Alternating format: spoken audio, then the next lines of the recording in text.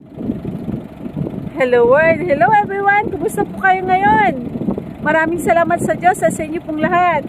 Shout out to everyone! Kumusta po yung mga kaibigan po natin? At maraming salamat sa nag-subscribe po sa atin sa Filipino TV and Filipino Life Stories.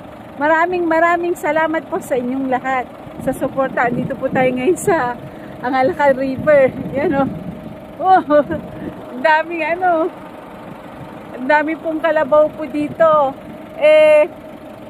Noon, syempre, katulungan po natin ito nung time na nagpa-farming pa. Noon pa po. Pero ngayon po, ginagawa na po natin silang karne. Yan halos. Pero meron pa pong ibang lugar na ginagamit pa po yung ating mga kalabaw. Hanggang doon pa po yun. Yan. Hanggang doon pa. Medyo malayo na po yun. Kaya dito lang po tayo ngayon.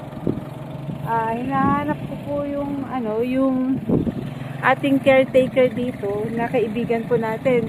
Nagpapahinga naman siguro kaya wala po siya. Ngayon may kanya-kanyang pangalan si Joko. Yan o, si Joko. Joko. May kanya-kanyang pangalan. Siyempre mahal po yung kalabaw.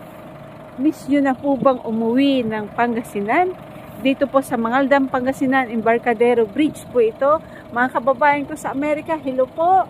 At kumusta po kayong lahat? Awat loobin ng Diyos na nasa mabuti po tayong kalagayan.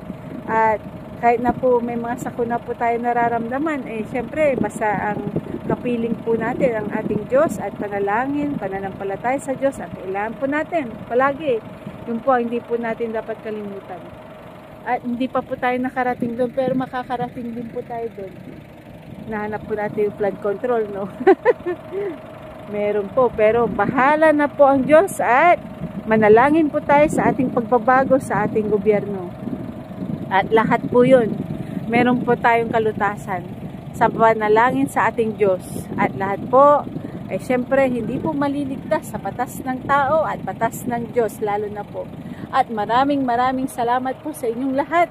Thank you very much. See you later mga kababayan ko. Shout out to everyone.